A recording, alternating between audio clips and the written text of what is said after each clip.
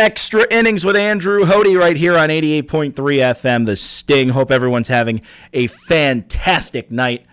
I got a good buddy of mine from The Sting, WBWC alumni, who's joining me right now. This is actually his first appearance on Extra Innings, if I recall, right?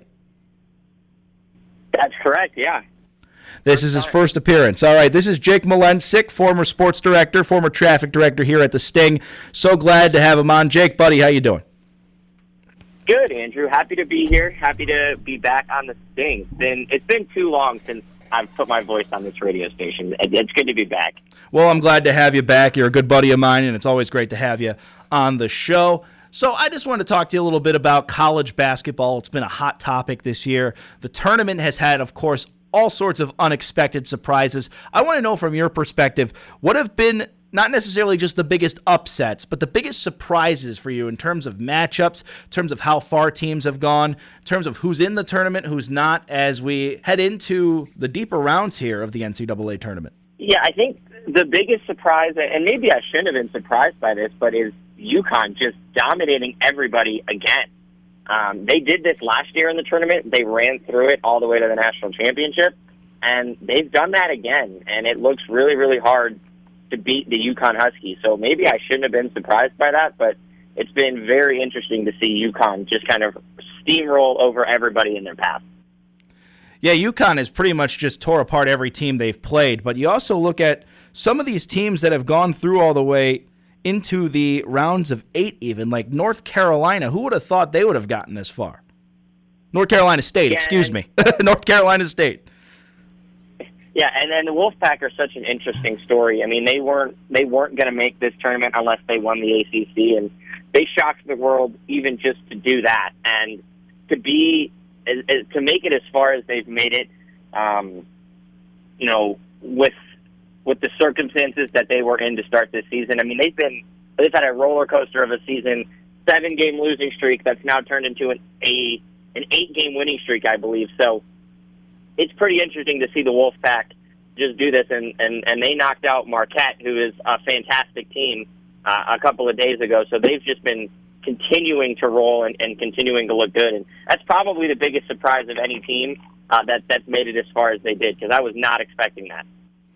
Absolutely, and now I'm also looking at the bracket here. It's some of the upsets that I think were a little surprising to me, but as I look at the tournament, not really. I look at Houston in particular. They destroyed Longwood 86-46, and then they played Texas A&M. They beat them 195, and that was close. That went into overtime, and so I was a little surprised by that, and I thought out of all the number 1 seeds, at first they would be the one that would go all the way, and then immediately I thought they're the most vulnerable, in which they were. They ended up losing to Duke.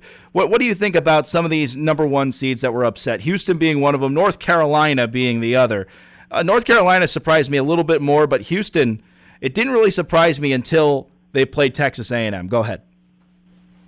Yeah, Houston's interesting. It's a really tough story for them because they lost their best player at halftime in that game against Duke. So I think it was hard for them to really recover from that when you lose your point guard, Jamal Shed. He was a Player of the Year finalist. So, I don't want to take too much into Houston's loss because of that. But, I definitely think you're right, Andrew. I think they looked very vulnerable against Texas A&M. They had a lead in that game, and they almost lost it. And they almost lost to an 8-seeded team. So I think that's a good point. Like, this Houston team came in looking like they were going to be dominant and really struggled against an 8 seed. So I think that loss, I guess, to Duke maybe shouldn't surprise some people. The UNC loss to Alabama is really interesting. I'm a big fan of Alabama this year. I love the way they play. They just continue to score in bunches, and I think Carolina just didn't have the offensive firepower to keep up. So it's been an interesting tournament, but Alabama is one of those teams that I was a big fan of, specifically just their offense and how they were able to take down teams with that offense. Absolutely. Alabama, of course, winning narrowly over North Carolina, but you also look at the round of 8 and you see the matchup, Alabama, Clemson. That's so interesting because both those teams went on a run a little bit late, and you see some of the teams they cross paths with, like Baylor. Clemson upset Baylor. They also upset Arizona. Alabama doing a little bit of the same thing with North Carolina, but that matchup, very, very interesting. And then you also could take a look at teams like Oakland, for example, upsetting Kentucky. I want your thoughts on that, Jake. Yeah, I've been meaning to talk about Oakland a lot. I actually picked Oakland to beat Kentucky in my bracket, and it's probably my biggest flex of the whole season. Really like this Oakland team. Just the way that they played. They have the Jack Golke guy who just chucks up a bunch of threes. And to me, despite picking it, I still think it was the most shocking upset of the whole tournament. Just for a team like Kentucky, who's, if you're not familiar, is probably going to have 3 players drafted in the lottery in this upcoming NBA draft, to lose to a team that, I don't think anybody knew where Oakland University was. Not in California. Not California. Right. It's not in Oakland, California. It's in Rochester, Michigan. Yeah, So, I was going to make a joke there about the Athletics, but I don't think I'm going to go there. Go ahead. We can get there later. Anyways, not in California. So I think that was really, it's a surprising upset, but I really liked this Oakland team. I thought that they could have beat NC State. I think they were very close, obviously, to doing so. I don't think they would have beat Marquette like the Wolfpack did, but boy, what a story those Golden Grizzlies were, and shout out to Golke and to Trey Townsend and then all those guys. I know their coach just retired too, so credit to Oakland's head coach Greg Kampe. He was there for 40 years, ton of success, and what a way right out into the sunset into the round of 32. And then you look at North Carolina State. I think in the round of 32, they probably were the presumed favorite as an 11 seed, but then they make a run all the way to the round of 8. Jake, that is just tremendous. Yeah, and they're led by maybe the biggest internet sensation in this tournament, DJ Burns. I mean, he's a center, but he's playing like a point guard. I mean, he's 200-plus pounds, but he's playing like, 195, 200-pound guard who can pass with the best of them. I know there's a lot of Darius Garland haters out there, but Darius Garland's a pretty good passer, and DJ Burns is passing at the same level that Garland is, and that's really, really impressive for a guy of his size. And when you can feed a big man like that and he can dominate inside, it is really tough to beat a team like that in the tournament, and that's what NC State has done, so credit to them. Absolutely, Jake. And the other thing I wanted to talk to you about before we turn over to some Browns talk a little bit, UConn, of course, we talked about not winning any of these games close, but how about Purdue? I mean, you could say their game against Gonzaga was relatively close with 12 points, but they really haven't beaten anybody close. And last year, I know you and I watched the game last year, in fact, where Purdue got upset in the first round. Your thoughts? Yeah, I think Purdue is just back with a vengeance this year. I think they're angry. I think that they don't want to be have that stigma of the team that always loses in the tournament. The last 3 times they've lost to a double-digit seed, whether it was Farley Dickinson last year, or St. Peter's 2 years ago, or North Texas 3 years ago. I think they're tired of that stigma. I think they finally understand the assignment. And look, this could be their last year with Zach Edey. And I think that Edey knows that. I think his teammates know that. And I've been incredibly impressed by the tenacity and the confidence that this team has played with, because I think that they are on a mission unlike any other to go win that national championship and just prove all their haters wrong. Because I'm not going to lie, I've been one of those haters. So I think that they finally need to just quiet everybody. If they can win the national championship, all the Purdue jokes will go away finally for that program. Yeah, and I think Virginia was kind of in the same boat. They're so talented, and they were so talented in that 19 season when they won the national championship. Purdue is in that same boat where I think your mindset when you get to that next tournament after you lose to the 16 seed, your mindset just flips and everything changes in the tournament. You're not going to let yourself lose again. And I think we're seeing that a little bit from Purdue right now, where they're in that Virginia mode of we're not going to let ourselves lose, because we can't lose because, we're running out of time with our best player.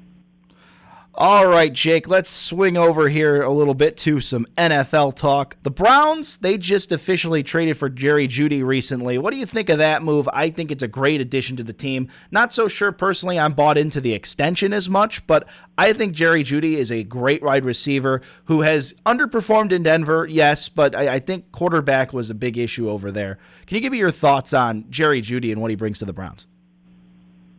Yeah, I like Jerry a lot, and I think you're right. Like, I think the circumstances in Denver were never there for him, right? I mean, this guy was playing with a couple of tough seasons from Russell Wilson and a lot of quarterback instability, in that franchise over the last couple of years. And the numbers don't stand out specifically for Jerry Jeudy, but I think if you dive into them and you really look at them, look at them under the microscope, there's some good stuff there. He's a fantastic route runner.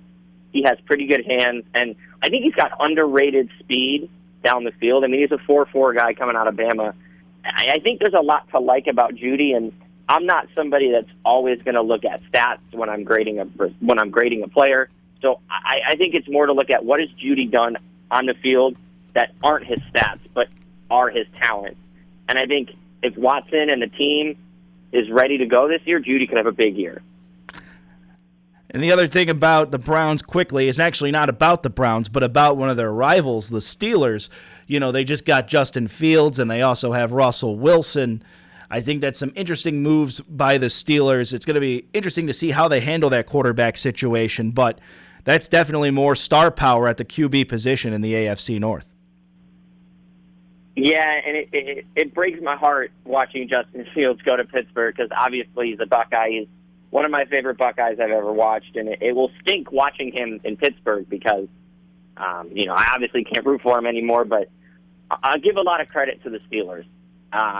They went into the season last year with Kenny Pickett and Mason Rudolph, and they got rid of both of them and came into this season with a Super Bowl champion quarterback in Russell Wilson and a guy that many people think has a ton of potential that needs to be unlocked in Justin Fields. And who better to teach Justin Fields than a guy like Russell Wilson? They're very similar style of players, and the Steelers are giving themselves an opportunity to let Fields sit a year and develop instead of what the Bears did, just throwing him to the wolves and hoping he succeeds. So this is, unfortunately, really well done by the Steelers and General Manager Omar Khan. And it sucks how good of an organization they are. They're so smart, they're well organized, and they always make the right move, and that's what they did here. I mean, they went 10-7, and we didn't even know who their main quarterback was the entire year. And then you could say the same about the Browns, though, having 5 quarterbacks last year and also making the postseason. But we know who the guy is going to be going into 2024, and we also know who will be backing him up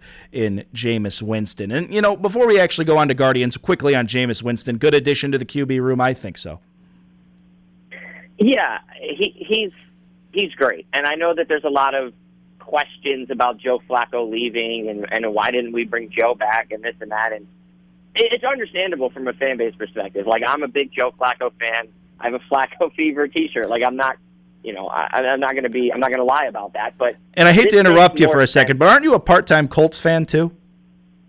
Yeah, so, I mean, it's good that I get to at least have Joe Flacco in that regard. I can still wear my Flacco Fever t-shirt, but Jameis means more to Deshaun, I think, than Joe Flacco will. And I heard Jameis's press conference. I listened to some highlights of it when he spoke a couple of weeks ago, and he just seems so ready to help Deshaun. He seems so ready to craft this quarterback room and just be a leader in the room. And not that Joe Flacco wasn't. I don't think Joe Flacco wasn't.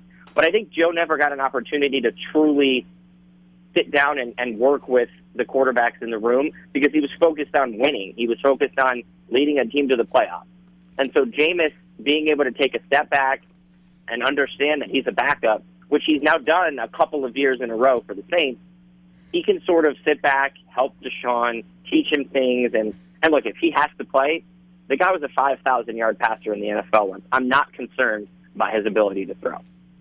2 more questions, one sports, one music, and then we'll wrap things up. Guardians, good opening weekend for the most part. You excited about this season? You think they could potentially not run away, but run into the mix with the AL Central? Well, I know you're not a fan because I saw your Facebook post, and you think they're going to go 70-92. I'm nervous. I am nervous. I think the nerves are understandable. I think that, there's a lot of things to be concerned about with this team. Like we haven't seen them hit specifically last year. I know they've done a nice job so far in this Oakland series. There's some concerns, obviously, but I'm cautiously optimistic. Jake, thank you for joining us this late here on Extra Innings. No problem.